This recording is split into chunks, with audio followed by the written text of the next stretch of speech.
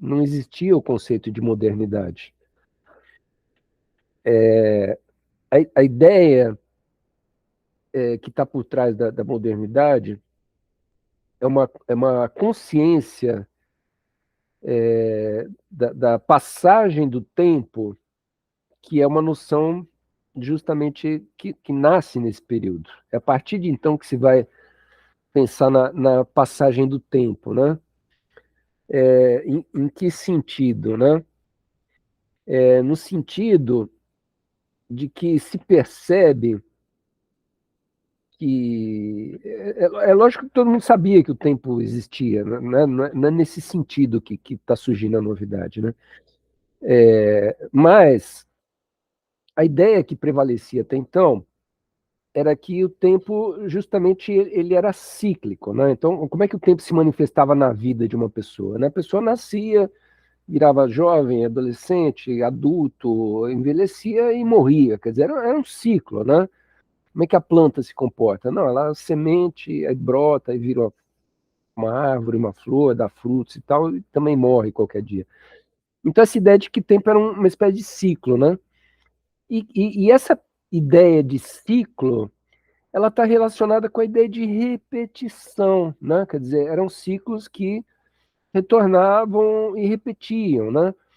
Então, se você virasse para um homem da antiguidade grega e falasse para ele, não, daqui a 500 anos, como é que vai ser a Grécia e tal, ele vai falar, não, a Grécia vai ser, daqui a 500 anos vai ser exatamente como é hoje, né? Eles não tinham a perspectiva da transformação do processo histórico, de que o homem poderia se transformar enquanto ser humano, que começaria a se vestir diferente, que começaria a consumir coisas diferentes, começaria a trabalhar diferente, né? Viveria num mundo onde as guerras não seriam mais necessariamente daquela mesma maneira, né? Não existia essa consciência de que a história passava, de que a história se transformava e que a humanidade se transformava, né? Então, o que a modernidade implica, né? Ela implica justamente na ideia de que a história muda, de que ela se transforma com o passar do tempo. Então, muito melhor do que a forma de um ciclo, para representar isso, funciona a ideia de uma linha, que a história começa aqui, os anos vão se passando e você vai indo para um outro lugar diferente. Então, essa perspectiva da linearidade da história, ela surge com a modernidade. E se a modernidade é uma linha, você pode olhar para trás e dizer que o que ficou para trás é ultrapassado. É dessa ideia de olhar para trás e dizer que o que está para trás é ultrapassado que surge o conceito de modernidade. Então, modernidade não é pura e simplesmente a passagem do tempo, a novidade, tá? A modernidade é uma coisa que não é o novo. O novo é uma coisa, o moderno é outro. Então, eu posso ter um carro novo, né? Ah, mas qual que é seu carro novo? Não, meu carro novo é o modelo mais simplesinho lá do automóvel popular e tal, que não tem recurso nenhum e tal, não sei o quê. Ah, sim, teu carro é novo? É novo. Teu carro é moderno? Não, meu carro não é moderno. Os carros modernos, eles têm computação, computador, eles calculam o consumo de gasolina, eles têm identificadores sensores que percebem se a bicicleta entra na frente e freia automaticamente, né? Então essa é a diferença do novo para o moderno. O moderno é alguma coisa que não só ele é novo, mas ele transforma tudo que existia antes dele em algo ultrapassado, né? E essa concepção de deixar para trás o ultrapassado e criar uma nova realidade diferente, né? É isso que caracteriza, então, esse termo da modernidade. A modernidade, ela implica nisso, em você olhar para trás e ver que o que havia antes está superado, você não quer mais aquilo, né? Então, uma das manifestações onde a palavra moderno surge, por exemplo, é na arte, né? O que é a arte moderna, que é a arte renascentista? É a arte que não é mais a arte gótica, que era a arte do século XIII, do século XII, né? Que era uma arquitetura, uma pintura, né, que as figuras eram muito alongadas, elas eram compridas e finas, elas eram meio deformadas, né? Os renascentistas eles vão pintar com perspectiva, então ele vai dizer, não, isso aqui é a modernidade, é pintar quadro com perspectiva, né? Então tudo isso para mostrar para vocês um pouco o que está por trás dessa ideia de modernidade, né? Da ideia de que que o tempo vai mudando na realidade. E o próprio cristianismo, ele não tinha essa perspectiva de que as coisas mudavam, né? Para o cristianismo era o seguinte, existia a vida na Terra, e aí quando terminava, você ia para um outro lugar, você ia para o céu, para o purgatório, você ia para uma outra dimensão, mas, enfim, a vida na Terra não mudava, as pessoas ficavam eternamente vivendo aqui do mesmo jeito e tal, e eternamente também no mundo do além do mesmo jeito, né? A ideia de que a gente vai criar alguma coisa que pode ir mudando historicamente, ela vai surgir com a modernidade. Então, estamos exatamente nessa transição, tá? Um autor importante dessa transição vai ser, então, Nicolau Maquiavel, que é dessa passagem do século XV para o XVI, né? E ele vai escrever um livro que se chama O Príncipe, né?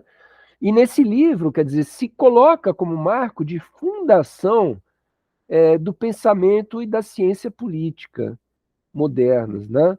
Porque ele descreve o Estado como eles são, e não mais um Estado como descrevia o Platão, por exemplo, na República, né? Que era uma espécie de Estado idealizado, né? Que eram ideias do que deveria ser o Estado. Não, ele pega a história e vai dizer o que aconteceu em tal governo, o que aconteceu com tal príncipe, por que tal príncipe acertou, por que tal príncipe errou, né?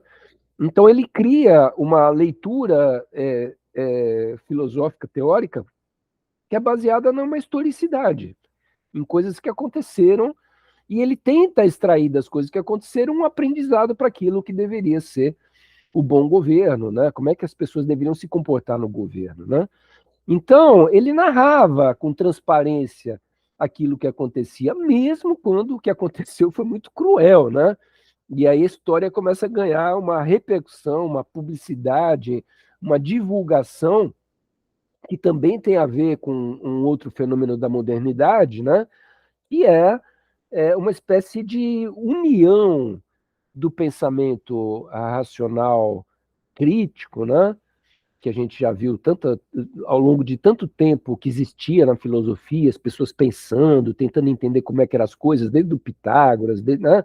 Então, um pensamento racional, crítico, que tentava entender as coisas, esse pensamento racional, ele se une com o quê? Ele se une com as técnicas, com coisas com as quais os filósofos, eles não se importavam. Os filósofos, eles não estavam preocupados com questões práticas, né? Mas a partir do Renascimento começa a existir uma fusão do pensamento racional com a própria praticidade da vida. Então, Leonardo da Vinci, esses caras eram grandes práticos, sim, eles pintaram coisas maravilhosas e tal, sim, mas também fizeram protótipo de coisa com asa para tentar voar, fizeram protótipo até de submarino, né? Enfim, eles eram práticos, eles eram caras da vida concreta, real, né? E o Maquiavel era um narrador da história política, digamos assim, aonde também a igreja tinha sua importância na época, né? E era meio que tido como que um dos inspiradores das narrativas do Maquiavel, uma pessoa que se chamava Sérgio Borja, que era filho do Papa. Né? O Papa Alexandre VI tinha um filho, né? Enfim, e que para muitas pessoas foi considerado o modelo, né, desse título, desse livro Príncipe, como que deveria ser o governo de tão ardiloso, de tão quanto à ausência de ética, né? Assim, o que o Sérgio Borja queria era o poder, ele queria se manter no poder. Esse era o objetivo, né, que o príncipe deveria ter em mente, era manter as suas posses, né? Então, não se trata mais, né, de um conselho que deveria ser dado ao príncipe de como se conduzir, né, de alguém que vinha aconselhar um príncipe, olha, seja bom, faça bem o seu povo, né, como ele deveria ser aceito e respeitado pelo povo por obediência a Deus, etc. Mas dicas sobre a arte de se manter no poder, de ficar no poder, de como, às vezes, agir da maneira mais baixa possível e imaginária, porque o que interessava era se manter no poder, né? Então, esse tipo de narrativa que o livro do Maquiavel vai desenvolver, né, que vai justamente associá-lo a uma perspectiva de uma filosofia pura e simplesmente política, destituída de qualquer ordem de preocupação ética, de preocupação com o povo, com a moralidade, né? Então, esse tipo de coisa, né? O príncipe, então, ele tem que enfrentar perigos, né? Isso é que ele tem que se preparar para enfrentar perigos. Ele tem que prever problemas, né? Vocês devem lembrar desde as primeiras aulas lá que eu falei para vocês do Alcibíades, do Platão, quer dizer, o Sócrates ele tentava ensinar ao Alcibíades o quê? Né? A melhorar eticamente, a elevar a sua alma e tal. Por quê? Porque Alcibíades seria futuramente, provavelmente, tanto é que foi mesmo, um governante de Atenas, porque ele era de uma família rica, ele tinha posses, tinha conhecimento e tal. Então, provavelmente, ele ia governar Atenas e o Sócrates queria que ele estivesse pronto do ponto de vista da alma, do trato da alma, né, para poder governar. O Maquiavel não está nem um pouquinho preocupado com a alma, não. Ele está preocupado com coisas assim, olha, você vai ter gente querendo te matar, você tem que ter uma guarda, então, pretoriana que se defenda desses possíveis assassinos, né? Você vai ter problemas com países de fronteira, então você tem que ter aliança com outros inimigos do país da tua fronteira, para que se ele te invadir, os outros amigos teus o ataquem por trás e você consiga derrotar o inimigo. Quer dizer, ele é um grande estrategista da manutenção do poder.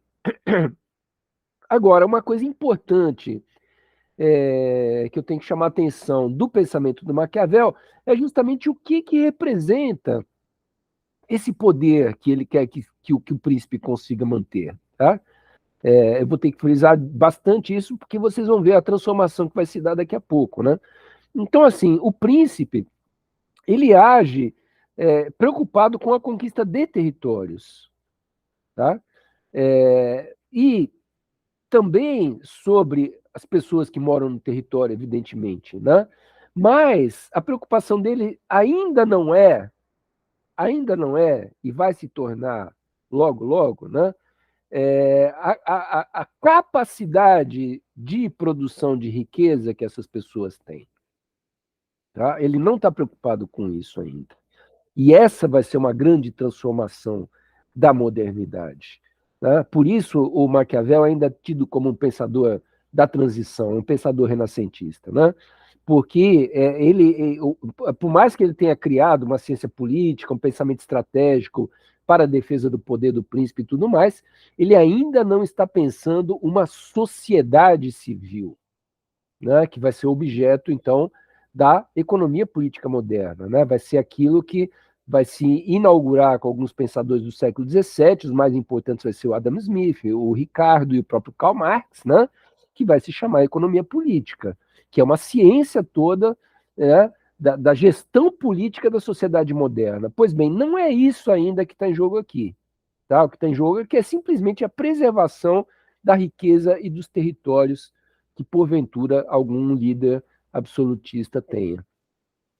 Mas, conforme a gente está vendo, a gente está chegando nesse ponto da transição para a modernidade, que, do ponto de vista da filosofia, vai representar o abandono da filosofia medieval e a passagem para a filosofia moderna. Tá?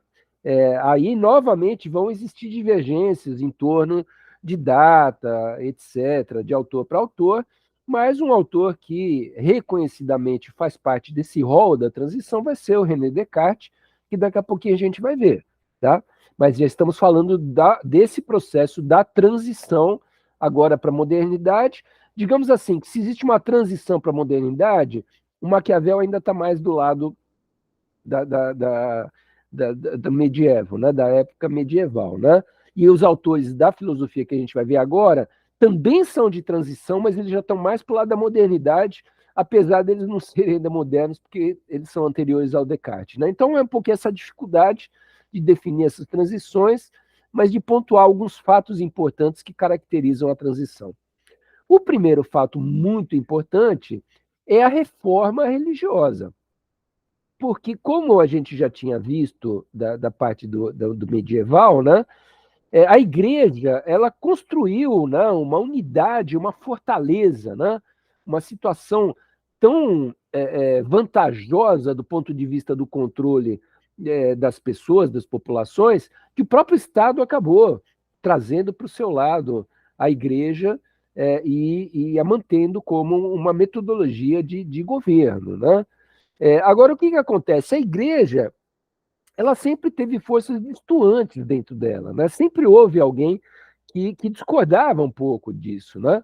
E justamente a reforma vai ser um momento em que a manifestação da discórdia interna, no interior da igreja, vai ganhar uma dimensão de cisma, de separação de uma parcela da igreja a partir dela mesma, né? Por outro lado, a contra-reforma, que é uma reação da Igreja Católica para tentar manter a sua própria unidade, para retomar o controle. Então, essa discussão toda, reforma contra reforma, tem um pouco a ver com esse problema, né? Quando eu falei agora há pouco da relação da razão com as técnicas, né? Quer dizer, isso está trazendo consequências imensas para esse período, né? Então, em 1450, por aí, o Johann Gutenberg vai criar na Mogúncia a máquina da imprensa, né? Que vai ser uma máquina a partir da qual você não tem mais que copiar livros à mão para você ter uma cópia de um livro, para você conseguir passar uma cópia de uma obra para alguém, né? Até então era tudo na mão, né? A partir do surgimento da prensa com tipos móveis, quer dizer, vai surgir uma máquina que imprime as folhas a partir de uma matriz, né? Então começa a surgir a perspectiva de imprimir muito mais rapidamente obras e livros, quer dizer, a capacidade de preservação de livros e de produção de livros vai ser violentamente intensificada, né? Então são todos esses fatos que vão criando essa questão da transição para a modernidade, né? Essa questão do controle político, né?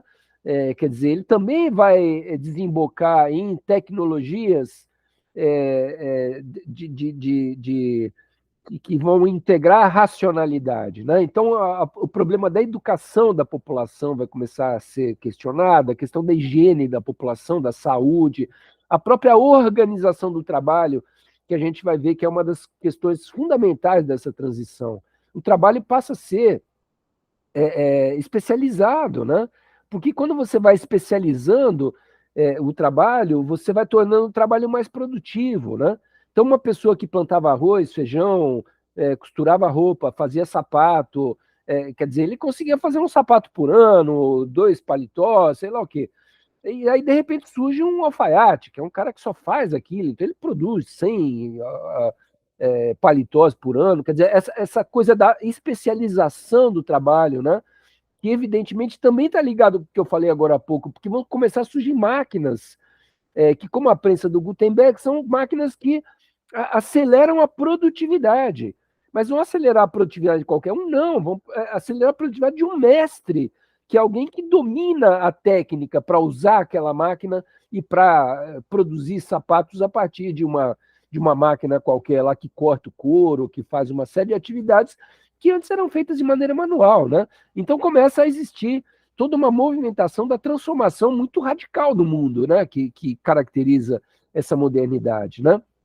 E como estavam se precisando de técnicas, né, para educar as pessoas, para promover higiene, saúde, trabalho, também deveriam existir técnicas para o desenvolvimento filosófico, intelectual. Então, a filosofia ela começa a ser recuperada, né?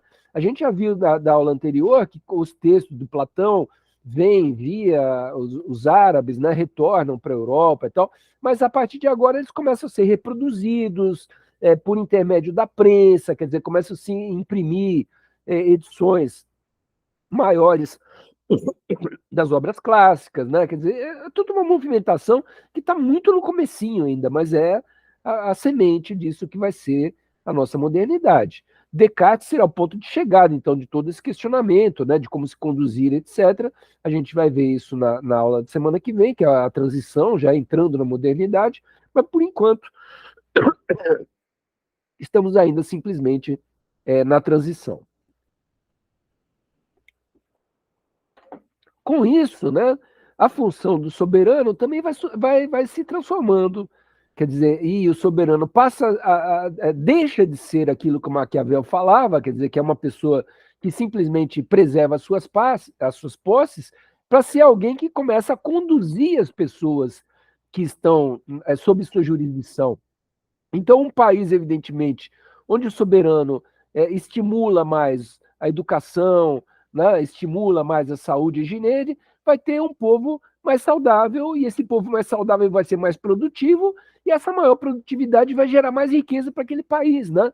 Vejam como as coisas começam a se amarrar em torno desse projeto da modernidade, que é um projeto de melhoria de vida, e que vai possibilitar, inclusive, a melhoria de vida para mais gente. Né? Então, são todos anseios da modernidade que começam a surgir aí. Aí essa frase que eu coloquei agora é uma frase que eu tirei do Foucault, né? Quer dizer, que ele está tentando mostrar justamente essa passagem, quer dizer, existiam instrumentos que ele chamava de pastoral, né? Que eram aqueles da confissão, a condição de controle das pessoas pela extração das suas verdades e tudo, e ele vai dizer assim: não houve simplesmente uma passagem dessas tecnologias de controle dos corpos para a política, houve uma generalização abrangente dessas práticas. Quer dizer, essas práticas que eram restritas a confessionário, a pessoa ter um único mestre que orientava na vida e tal, ela vai se disseminar, porque na escola um professor vai ter alunos, na igreja um padre vai ter fiéis, e, enfim, na educação, na saúde o médico vai ter pacientes, na higiene a sanitarista vai ter pessoas de que ela cuida, no trabalho o chefe, mestre, vai ter seus discípulos que vão aprender a arte com ele, né? Vejam como começa a haver uma integração, né? Muito maior daquilo que vai caracterizar para a gente exatamente a sociedade, né? Tanto é que o Durkheim, vocês devem ter visto lá em Sociologia, né, que é um dos fundadores da sociologia moderna, ele vai dizer que uma das primeiras coisas que possibilita a existência de sociedade é exatamente a divisão do trabalho. A importância que essa noção de divisão de trabalho vai ter para o Durkheim, para o Marx, por exemplo, né? Quer dizer, é justamente para toda a economia política, né? Como que isso está inaugurando um novo mundo que é todo baseado nessa divisão de trabalho, na especialização, na necessidade de qualificar mão de obra, etc, etc. Tá? Então, vai dizer o Foucault, século XVI em diante, né, é o século das condutas, é onde o controle das pessoas passa a ser uma coisa muito importante. Eu vou só fazer um parênteses aqui, porque eu sei que vocês estão estudando história do Brasil e outras questões que caem para vocês também nesse tipo de problematização da transição, né, para a modernidade, só para chamar a atenção para vocês de um ponto, né, triste, assim, né, da nossa história. Quer dizer, a gente vê essa transição ocorrendo em alguns países já a partir do século XVI, XVII, né, mas do XVIII, efetivamente, a maior parte dos países não passou, né, não demorou mais do que isso, né. Agora, no Brasil, efetivamente, essa transição ela só ocorre efetivamente a partir de 1888, com a libertação dos escravos. Né?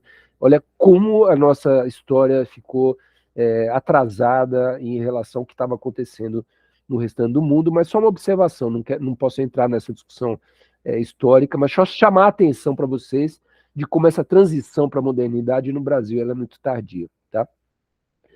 Surge, então, a partir dessa necessidade nova dos governantes de cuidar das pessoas e de cuidar do trabalho e da produção de riquezas, algo que vai se chamar razão governamental. Razão é alguma coisa que vem dessa discussão toda da filosofia, o que é a razão, como é que ela funciona, onde estão os princípios e tal, né?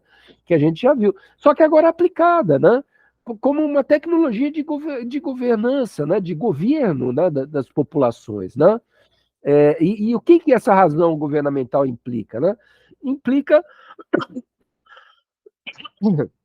em tentar responder algumas perguntas a respeito da racionalidade, do cálculo. Que tipo de cálculo, que tipo de pensamento vai ser necessário para poder governar os homens? Né?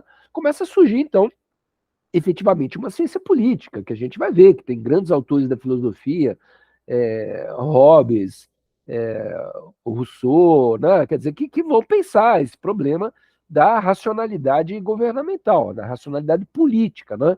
Então, a filosofia política, né, eu já falei um pouco para vocês na aula passada, ela surge com Maquiavel, mas vai ter um desenvolvimento excepcional a partir do ingresso da modernidade.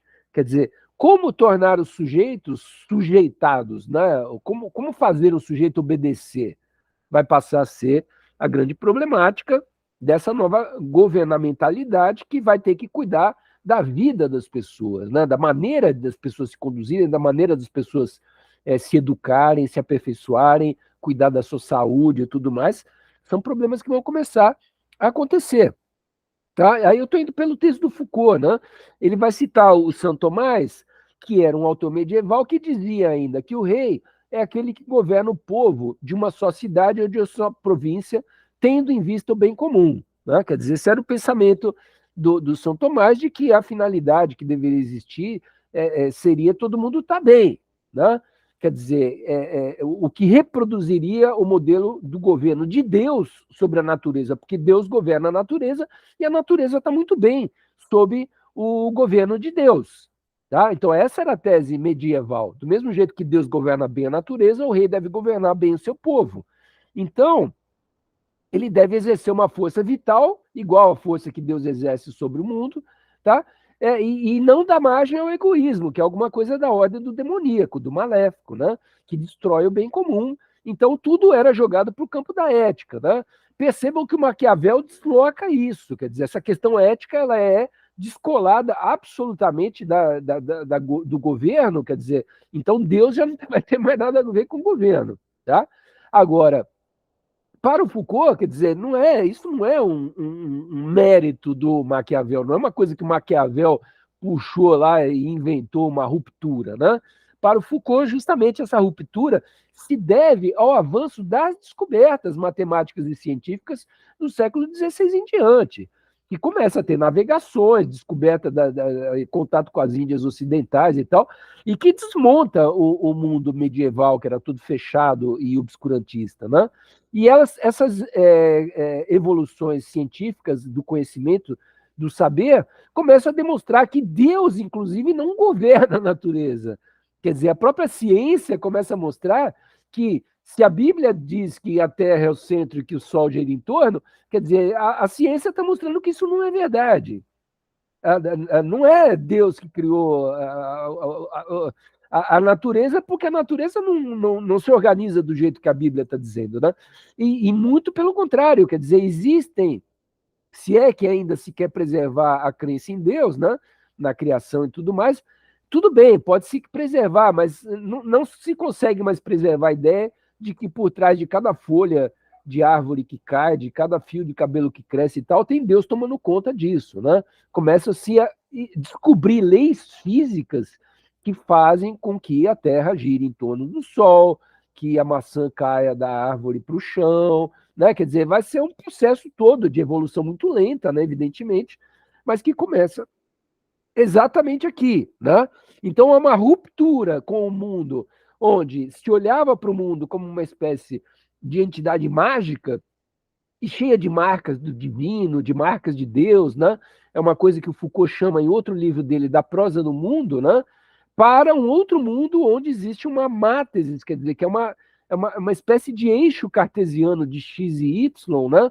Um eixo matemático onde você começa a colocar as coisas e mostrar como é que é a velocidade da queda, como é que é o deslocamento do cavalo, a distância que ele tem que percorrer pelo tempo, né? Quer dizer, começa a criar um mundo da matemática, da explicação física do mundo, que vai se contrapor a esse mundo medieval e que vai ser exatamente quem vai criar essa a ruptura, né? E do mesmo jeito que o mundo da natureza tem leis que são leis autônomas, que seriam, digamos assim, independentes da vontade de Deus, então Deus não pode fazer o que ele bem entende, fazer subir as coisas que caem e tal, não sei o quê. Quer dizer, a não ser em episódios muito específicos, que seriam os milagres e tal, mas no fundo o resto tudo funciona do jeito que tem que ser. Né? É um pouco isso que o que a ciência está dizendo. Né? Da mesma maneira que é assim, quer dizer que não é Deus que governa o mundo, do mesmo jeito também o governante tem que descobrir qual que é a física e a matemática, né? Qual que é a lei das estrelas do ser humano. Quer dizer, ele tem que descobrir as leis do governo. Tá? Então vejam como isso é muito mais amplo, né? Quer dizer, o Maquiavel ele tá envolvido nessa movimentação, mas essa movimentação é uma movimentação muito mais ampla, né? O Foucault ele vai trabalhar isso, essa ruptura que a gente está apresentando para vocês agora, de um mundo antigo para um mundo moderno, né? Ele vai trabalhar isso num livro que se chama As Palavras e as Coisas, e ele mostra que essa ruptura vai acontecer em todo o campo do saber. Então, vai acontecer no campo da biologia, vai acontecer no campo da física e da matemática, vai acontecer no campo das teorias da linguagem, quer dizer, em todos os campos da economia, né? Em todos os campos da produção de conhecimento, vai se romper com essa ideia de um mundo divino organizado segundo o desejo de Deus e vai se colocar uma nova ordem, né, de organização do pensamento, que é uma organização toda ela de nível racional, né? E aí estamos na transição, daqui a pouco a gente vai ver exatamente, né, quem que é o autor de cada uma dessas fatias, né? Esse conceito de máteses, por exemplo, terá evidentemente muito a ver com Descartes, com, né, os eixos cartesianos que eu acabei de dar como exemplo, né? Então essa coisa da matemática e tudo mais, mas a gente vai ver que a movimentação mais ampla, no fundo, é essa movimentação de acabar com essas perspectivas místicas de explicação da realidade, dentro das quais o próprio cristianismo também se colocava, né? E o surgimento de perspectivas racionais da explicação das coisas, né? Pelo menos essa racionalidade vai ser uma das vertentes. A gente vai ver que tem uma outra que é empírica e vai ver que tem uma terceira que é espiritualista, tá? Mas vamos com calma, a gente vai chegar lá. Eu só estou tentando mostrar para vocês que a ruptura com a filosofia medieval ela vai abrir um leque de novos problemas filosóficos que vai fazer a filosofia se desenvolver violentamente, tá? Então, o problema do Maquiavel era salvar a relação do príncipe com aquilo sobre o que ele exercia sua dominação, e não uma razão de Estado, quer dizer, uma técnica genérica de governo, não era isso. Tá? Ele só pegava exemplos de príncipes antigos que fizeram isso em Roma, fizeram não sei o que na Pérsia, fizeram não sei o que na Índia, e que alguns deu certo, outros deu errado, então vamos repetir o que deu certo e entender por que deu certo e tudo mais. Né? Agora, a racionalidade da gestão quer dizer alguma coisa que talvez nunca nenhum príncipe tenha feito, mas se a gente entender como funciona, a gente vai poder prever o comportamento e dizer qual é o melhor momento, uma maneira, por exemplo, de lidar com as pessoas, né? Entretanto, apesar do Maquiavel ter um problema que não é um problema moderno, ele estará no centro desse debate porque ele forneceu um método, pelo menos, para buscar a arte de governar a partir dos exemplos das realizações passadas. Tá? Então, o Foucault cita um autor que se chama Chemnitz, que diz o seguinte: os matemáticos modernos descobriram com suas lunetas novas estrelas no firmamento e manchas no sol. Os novos políticos também tiveram as suas lunetas, por meio das quais descobriram que os antigos não conheciam ou não haviam, nos haviam ocultado um cuidado. Tem algum problema na citação aí, depois eu vou consertar para vocês. Mas, enfim, né? Quer dizer, essa ideia de que alguém tem que descobrir aquilo que os antigos não sabiam, né? Por exemplo, que a Terra gira em torno do Sol, aliás, existiam antigos que não sabiam disso, não acreditavam nisso, né? Ou que talvez soubessem, mas ocultaram da gente, né? Como, por exemplo, toda a filosofia medieval, como eu já falei para vocês, desapareceu com todo o pensamento pré-socrático, do Aristóteles e tal, que só vai retornar para a Europa a partir do século XIV, da queda de Constantinopla, no século XV.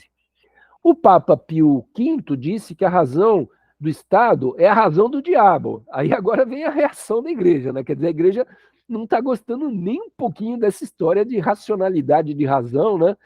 Você ri, né, Matheus? Eles odiavam Maquiavel, achavam que o cara era demoníaco, assim, né? Então houve uma imensa reação da igreja contra os estudos políticos, né? Mas o avanço desses estudos ocorria ao mesmo tempo que as igrejas protestantes também avançavam combatendo o obscurantismo. Então, a Igreja Católica começou a levar bordoada de todo lado, de fora dessas tendências racionalistas e tudo mais, e de dentro também, por força de alguma coisa que daqui a pouco eu vou explicar melhor para vocês, tá? Porque é muito importante. Enfim, um mundo cheio de prodígios, maravilhas, milagres e sinais divinos desaparece né, entre 1580 e 1650, essa é a tese do Foucault, que nessa virada aí do 16 para o 17, some esse mundo místico aí, cheio de milagres e tudo mais, com a fundação daquilo que ele vai chamar de episteme clássica, que a gente está chamando aqui da modernidade, né? E que representa uma falta de desgoverno do cosmos, né? Percebe-se que Deus não está governando tudo, então cai-se no temor de uma grande confusão. É preciso, então, desenvolver uma arte de governar, porque senão a coisa desanda. Tá? Esse termo, razão de Estado, foi proposto pela primeira vez por Botero, que é um pensador do período, e implica numa arte de governar. A citação do Botero: o Estado é uma firme dominação sobre os povos. A razão de Estado abraça muito mais a conservação do Estado do que a sua fundação, a sua extensão, e muito mais a sua extensão do que a sua fundação propriamente dita. Quer dizer, as questões que têm que ser pensadas do Estado são como é que ele deve funcionar, antes de qualquer coisa, e não ficar especulando sobre a origem, sobre quem que criou, se a origem é divina e tal. Para ele, tudo isso acaba se tornando secundário, tá? Bom, antes de entrar na questão da religião, efetivamente, eu queria chamar a atenção para vocês de uma outra coisa. Quer dizer, o que está acontecendo, né, quando a gente ingressa na modernidade e tem teorias filosóficas que vão ter que se deparar com esse problema da história, das transformações históricas, tá? Eu queria só fazer um alerta para vocês, que a gente vai retomar essa discussão na filosofia moderna e contemporânea, mas que, assim, existem duas grandes hipóteses a respeito da história. O que acontece com a história? Né? Então, as duas hipóteses. Primeira, a história é uma loteria, é o caos, tá? Não se sabe nunca o que vai acontecer. A história é uma surpresa absurda. Tá? E é a perspectiva desse texto do Foucault que eu estou trabalhando com vocês. Ele vem nessa linha que é uma linha um pouco que vem de Kant, enfim, tem uma série de autores que vão um pouco nessa perspectiva, Nietzsche, né? Que vão dizer que a história é uma loteria. Tá? Então, o que ele vai dizer? Se como explicação me pedisse para exibir uma fonte única da onde derivariam a natureza e o Estado, a separação entre natureza e Estado, e a separação entre os princípios naturais e o ratio do Estado, eu entregaria os pontos na hora. Será que não se poderia partir da multiplicidade de processos extraordinariamente diversos que encontraríamos justamente essas resistências ao pastorado, nessas insurreições de conduta? Quer dizer, o que ele está defendendo aqui? É que não tem um negócio que mudou a partir do medievo para o moderno. Não houve uma coisa que antes estava de um jeito e estava de outro.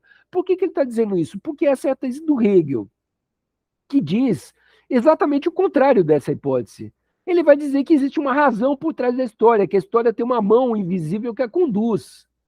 Né? E essa mão invisível que a conduz é aquilo que o Hegel vai chamar de espírito ou de razão, realmente. Né? Então vão ser duas grandes vertentes da filosofia moderna, que a gente vai vir e mexe, vai se deparar com elas. Uma que diz que tudo meio que acontece por acaso e ninguém pode prever a história, e uma outra que diz que existe uma certa previsibilidade, que é o desenvolvimento racional das coisas. Né? O Foucault é contra, ele vai dizer, olha, a gente não encontra desenvolvimento urbano como uma álgebra, né? Uma experiência sobre a queda dos corpos e tal. São dois universos totalmente diferentes. Na história não dá para fazer matemática. Né? Trata-se aí de estabelecer a inteligibilidade dos processos de que lhe falo, mostrando quais são os fenômenos de coagulação, de apoio, de fortalecimento recíproco, de coesão, integração, e, em suma, todo um feixe de processos, toda uma rede de relações que, por fim, resultariam no efeito essa grande fissura que a gente viu, né? Um corte e cesura entre, de um lado, uma natureza e, de outro lado, uma república que só pode ser mantida justamente se for dotado de um governo. Né? Quer dizer, para o Foucault, então, não tem essa ideia de que um governo nasceu de um momento anterior onde governo e espírito, espiritualidade, religiosidade estavam juntos. Né? Essas coisas, para eles, são pura contingência de uma série de transformações que realmente, historicamente, existiram. Então, ele parte dos fatos históricos para mostrar o caos dos fatos históricos e que para mostrar que depois a gente lê, olha para trás e vê nisso uma certa coerência, mas que isso não existiria. O Hegel, por outro lado, é outra tese. Ele vai dizer o quê? Que há uma razão na história. A polis grega era um estado espiritual pleno em que havia uma sobreposição entre consciência e natureza.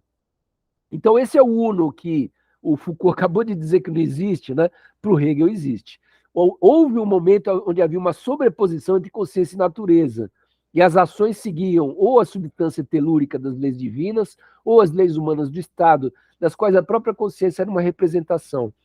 Para o Hegel, o mundo grego, o estado da polis grega, era um estado onde as pessoas não agiam diferentemente das leis religiosas e das leis humanas do Estado. Tá? Isso estava imbricado, era da minha natureza agir como a lei mandava. Tá? Com a decadência da Grécia, o que vai acontecer? O surgimento do Império Romano, essa unidade se rompe. Então, aquilo que era uno vira dois. Uma consciência que passa a ser alienada em relação ao momento histórico no qual ela vive. Uma consciência que pensa o mundo de Deus e uma realidade onde eu sou escravo dos romanos. Né? E com essa separação, a tese do Hegel é que nasce o espaço para o surgimento da filosofia e da cultura, por fim, de um mundo divino superado do terreno, né? Que é o mundo da filosofia católica, separada do mundo concreto e real, onde a consciência alcançaria a realização e felicidade. A razão vai superar essa alienação da fé no momento posterior, tá? Isso só para mostrar, eu sei que são conceitos bem complexos da filosofia, tá? Mas só para mostrar para vocês que havia essas duas leituras, uma de que a história é uma loteria e uma outra de que a história tem uma racionalidade por trás delas. Evidentemente, ao longo do meu curso, você tem percebido isso provavelmente desde a primeira aula, né? Eu sou da linha da existência da racionalidade. Tanto é que eu mostro a história da filosofia para vocês como um desenvolvimento da própria racionalidade ao longo da história, tá?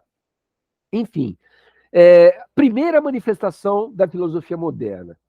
A marca dos dois primeiros filósofos do novo período, Bacon e Boehme, é que ambos acham que a mente opera com o conhecimento como seu próprio domínio, ou seja, o saber aparece como ser concreto.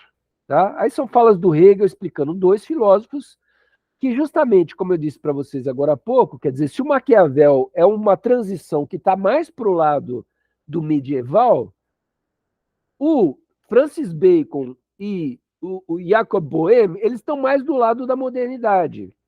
Tá? Eles são justamente autores da transição, esses três, Maquiavel, Bacon e Boehme. Tá? Eles são autores justamente da transição. A transição só vai estar efetivamente realizada com Descartes, que é o terceiro filósofo que é colocado pelo Hegel junto com Bacon e com Boehme. Tá? Então, para o Bacon, quer dizer, Francis Bacon, esse filósofo né, inglês, né, ele acha que o domínio da filosofia é um mundo natural finito. Então, o saber começa com a experiência e indução. O Francis Bacon é o criador daquilo que se vai se denominar o empirismo, que vai ter uma repercussão muito mais forte no campo científico do que no filosófico, mas que tem um desdobramento na filosofia também.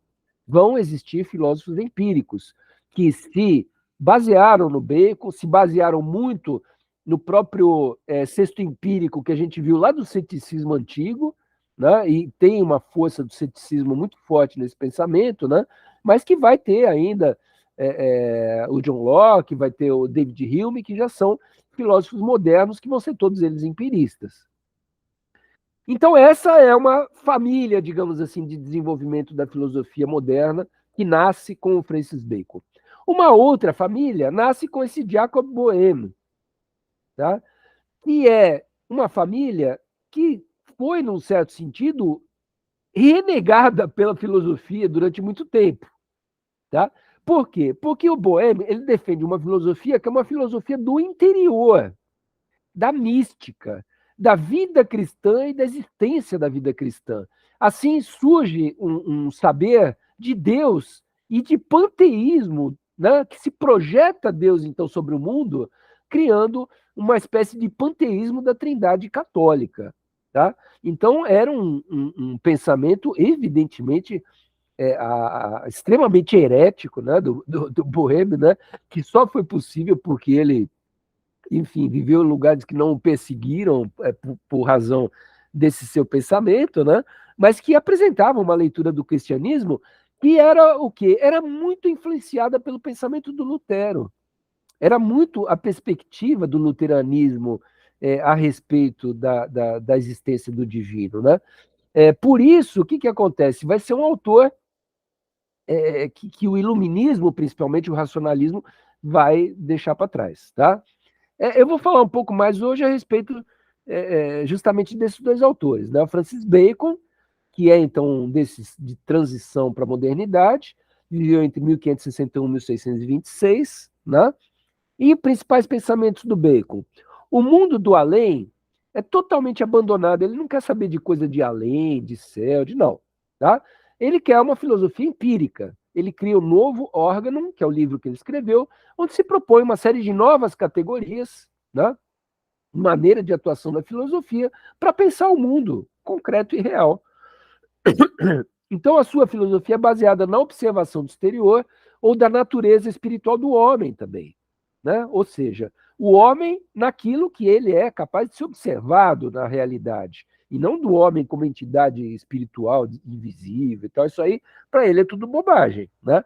Mas o homem tem inclinações, tem desejos, tem qualidades racionais, jurídicas, etc., que isso dá para a gente conversar, tá? Rejeitou totalmente o método escolástico de raciocínio, isso é comum a todos esses autores. Eles são bastante anti-escolásticos, porque escolástico era aquela coisa formalista, racionalista e tudo mais, né? Que ele considerava abstrações remotas e cegas, sem resultados práticos para o homem. Então ele era muito mais pragmático, muito mais prático. Tratou as ciências de forma metódica, que foi o que levou a figurar na história da ciência e da filosofia. Ele é tido como um dos pioneiros da ciência moderna. Em Nova Atlântida, que é uma obra sua, né, ele apresenta a sua visão do que seria um Estado ideal. Também no campo da ciência política, então, ele trabalhou.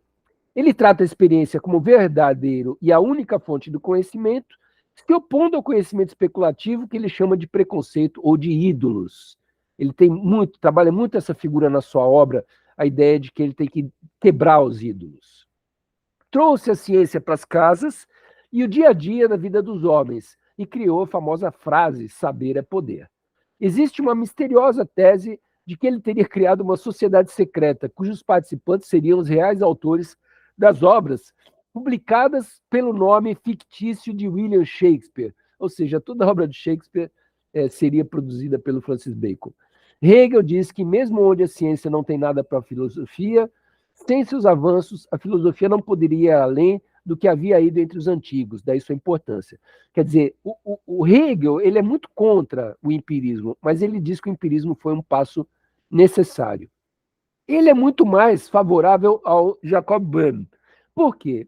Primeiro, porque ele é o herdeiro de todo o misticismo cristão protestante, religioso, alemão, né? É o herdeiro do pensamento do Lutero, mas também do cristianismo, né? E segundo, porque ele foi o primeiro filósofo alemão. Ele fundou a filosofia alemã. Tanto é que ele era chamado de filósofos teutônicos. Teuto, né, é um nome que faz referência aos teutônicos, que é o povo alemão. Tá? Enfim, ele era avesso ao Bacon, evidentemente, e desenvolveu um misticismo que resultou na sua rejeição pelo iluminismo. Né? Ele tinha aberturas na filosofia dele para episódios místicos. Ele era luterano e teve experiências místicas, revelações, apareceram entidades para ele, esse tipo de coisa que o pensamento racional não aceitava. Seus textos principais são Aurora, Três Princípios e Três Faculdades da Vida dos Homens, né? Recorre, então, a citações da Bíblia, mas também da mística, da teosofia, dos escritos da alquimia, com destaque para Paracelsus.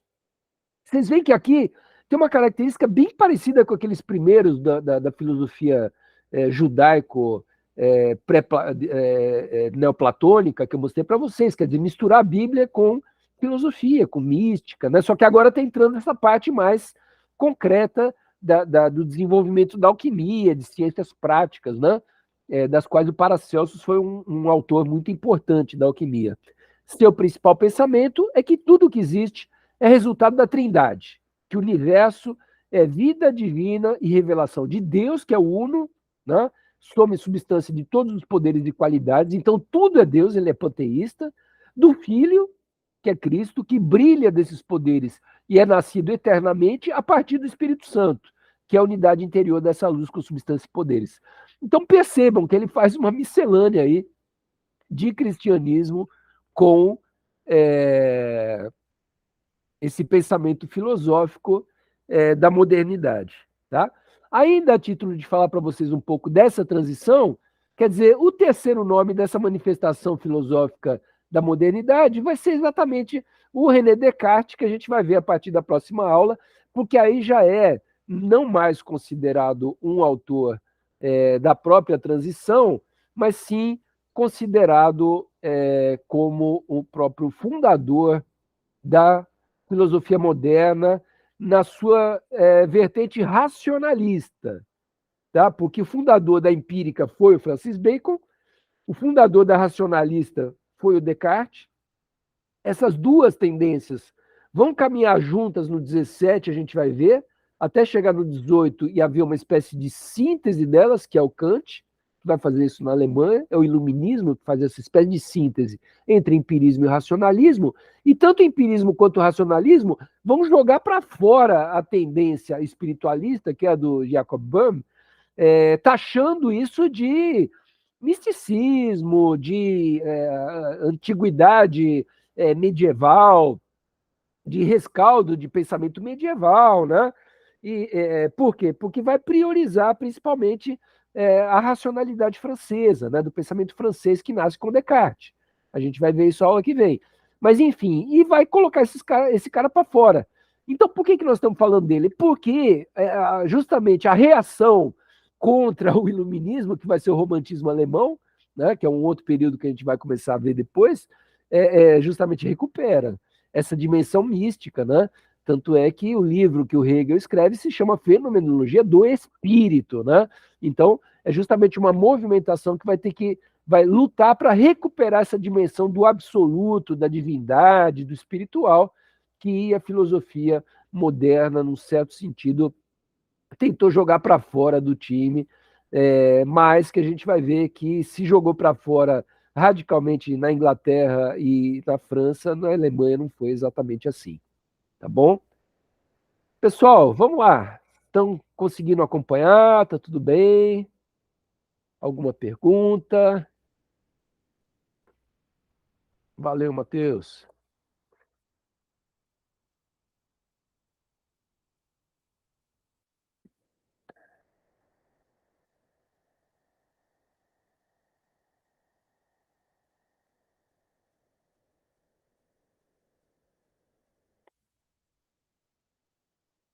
Obrigado, Nilton.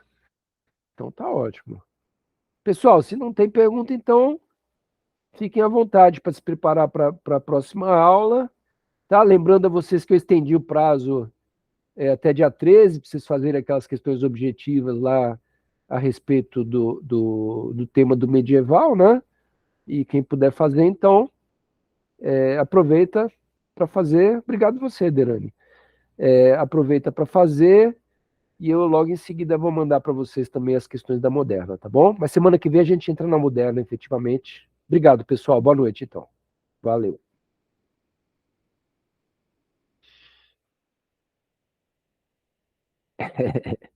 Valeu, Amanda. Obrigado.